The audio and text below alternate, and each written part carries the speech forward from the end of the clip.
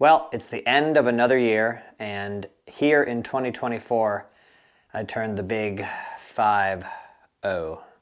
Turned 50 years old. And I've been skateboarding now for 38 years. But I've also been doing a lot of other stuff. And, I'm not a big age guy.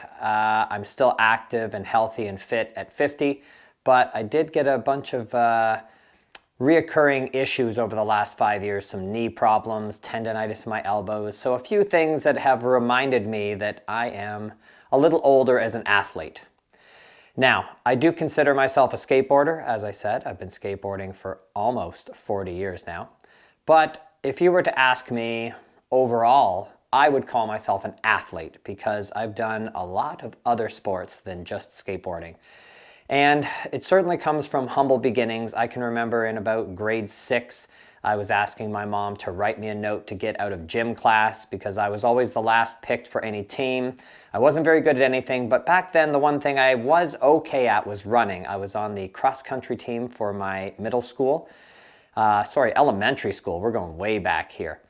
And I really enjoyed running. When I was a kid, I did a lot of swimming. I took swimming lessons. My parents had a large in-ground pool in our yard, so I was able to learn to swim at a very early age, and I really enjoyed swimming. But once I completed swimming lessons, I was a little too young for the next step, which was lifeguarding, so I stepped away from swimming and didn't end up going back until years and years later. But I've tried my hand at many, many different sports over the years. When I was a kid, I played soccer and hockey, but I didn't really like team sports. I also didn't like having to be somewhere at a specific time. I didn't like the whole schedule. I also didn't like, if you made a mistake on the team, you're responsible for the whole team's failure. I always wanted to participate in activities in sports where the success or failure relied solely on my abilities, my determination. At age 50, I find myself sort of reflecting on my life, especially when it comes to something like athletics, because I am slowly struggling a little bit more to do all of the things I used to do. The body doesn't recover as fast. And I'm here in my gym today. This has certainly been the bread and butter of being an athlete for me over the last 5 years. Now, I've worked out for more than 30 years now, on and off. I've had multiple home gyms, but this is my current home gym. And the catalyst for this really was a couple of things. The pandemic hit and all the gyms closed down, so I started to buy a little bit of gym equipment. But then also finding out that many of the problems I was facing, the knee tendonitis and a lot of the other issues I was having, was really a strength-based issue. I just didn't have enough strength as an athlete in my late 40s. And I am probably close to being the strongest I've ever been in my life now at 50 years old. So I would say weight training has become a big part of my regime to stay fit as an athlete, but also weight training itself, I think, is very athletic. And even if all you did was go to the gym, but you were very serious about it, I would still say you're an athlete. Skateboarding has certainly been the main focus of my life in athletics, but there have been so many other things that I have really enjoyed doing, and I have actually competed in different kinds of sports. So not just participated, but I've competed in things like running and triathalon. I've done some dirt jumping competitions on a bike. So I've done a little bit of everything over the years. So let's reflect together on 50 years of sports. Skateboarding. This was definitely the driving force that shaped the person I am today. This was the first sport where I didn't have to have a coach, and there was no set time where I had to go do it. And I could be creative. I could really express myself. Skateboarding taught me determination, how to overcome obstacles. It taught me perseverance. Also taught me a lot about handling injuries and pain management. It really toughened me up quite a bit. I was also lucky enough to become a professional skateboarder. I was a blue-collar skateboarder though, and what do I mean by that? Well, I was paid to travel around and perform in a show. So I did have sponsors over the years, but I never had a board with my name on it or anything like that. But it did support me, and I was able to live off skateboarding. Skateboarding is still a passion of mine and something I enjoy to this very day. Snowboarding has been in and out of my life throughout the years. And you'd think as a skateboarder, I would have loved this sport too. But they're quite different sports, and to be honest, I absolutely hate the cold. Well, I'm sure I'll catch some flack for this one, but when aggressive inline first came out, it was actually really cool. And as a skateboarder, jumping around on a set of wheels just seemed like the natural thing to do, so of course I wanted to try it. Also, the shows I was talking about earlier that I toured around performing in always had a BMXer and an inline skater, so I always felt very comfortable just throwing on a pair of skates and booting around for a bit. Nowadays, my wife Chris and I skate all the time, but it's for fitness now, and it's also a great way to check out a new city when we're traveling.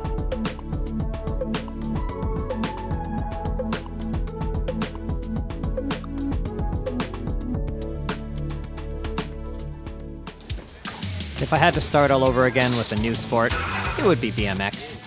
I've had them throughout my life, and my first real injury, a concussion, came from trying to jump a shady little ramp I made in my driveway, which consisted of a board with a brick under it. Here I am just a few years ago with a new BMX. Almost everyone I knew back in the 90s got into mountain biking at some point. For me, it wasn't really until the frames changed to these slope-style, shorter frames that looked a little bit more like a BMX and actually felt a lot like a BMX. This is where my BMX background really came in to help me out. And I was actually even able to get sponsored by Kona Bikes. I was on their flow team, so I got some apparel and a few different products, parts, things like that. I absolutely loved mountain biking, but there's only so much time in the day, and over the years, different sports started to take precedent over mountain biking. When I got my Ridley cross bike, I found that I could ride the trails just as easy on that bike as I could on my mountain bike, so it just made sense to condense down to one bike that could do kind of everything. I do have to admit, I miss dirt jumping a little bit though.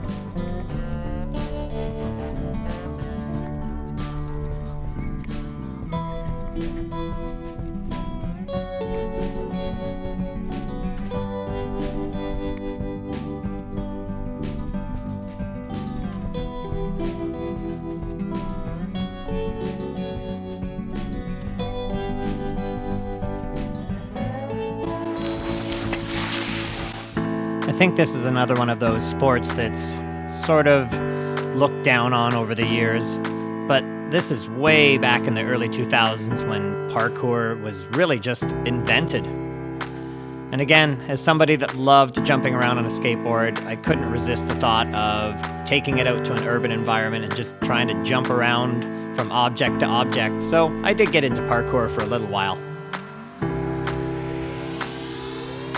That also led me into gymnastics and trampoline. I mean, who doesn't want to do a backflip, right? This was my trampoline in my backyard for many years. Okay, so let's leave behind what I'll categorize as skill-based sports for endurance sports. I mentioned that I started running way back in elementary school on the cross-country team, and throughout my life, I've trained here and there to run a 5K. It wasn't until 2012 when the Olympics inspired me to try triathalon that running really became something that I was obsessed with. Although I love swimming and cycling, running was just something I was a lot better at, or at least faster at. I've run all the way up to 50K, and trail running was an absolute obsession of mine for years. But sadly, a plantar tear took me out of running for about a year and a half. During that time, I just got into different sports, mostly cycling and stand-up paddleboarding, and by the time it healed, my focus was just in different areas. I still run today, but mostly short distance, 5s and 10s.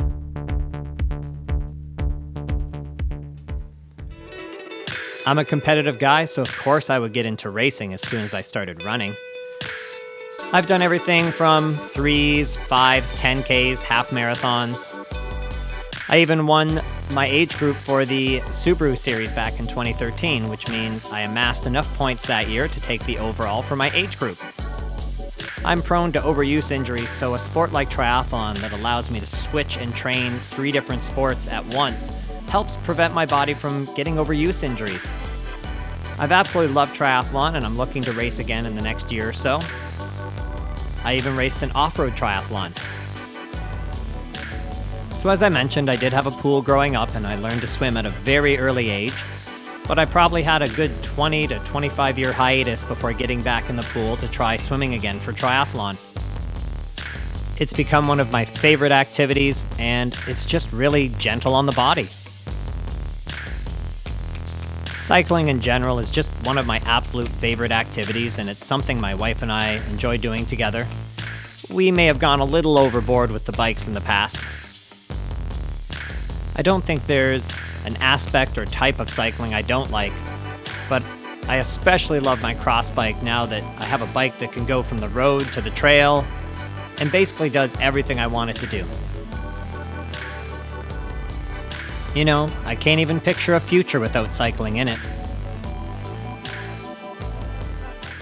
I have a lot of mixed feelings about climbing. I tried it years ago at a gym and thought it was okay, but it wasn't until I met my wife and she took me outdoor climbing that I really saw what climbing was about. I think it was maybe our second or third date where she took me rappelling. I've really enjoyed climbing, but I'm absolutely terrified of heights, which made it very difficult to really enjoy it. I was fortunate enough to try my hand at ice climbing. That's a whole different aspect and a very difficult one. I'm glad for the experiences I had climbing, but in the end, it just wasn't my sport, and I really wasn't able to get over that fear of heights.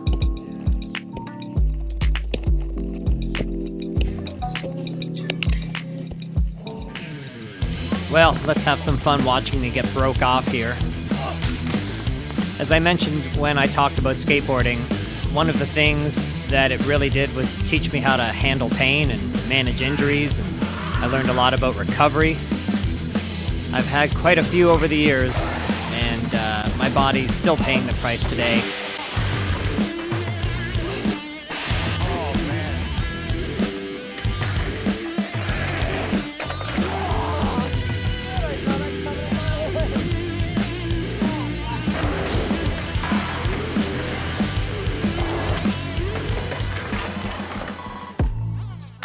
I've always had a relationship with strength training. I watched my dad work out when I was a kid, and when I was 19, I had a friend who was a bodybuilder that took me under his wing and taught me everything I needed to know to get me going in fitness and weight training. Nowadays, it's become a huge part of my life as an older athlete, just trying to maintain strength and fitness. And if I'm being honest, it's become one of my favorite activities to do. I consider myself lucky that I like weight training. Most people don't. I can't wait to get into the gym every day.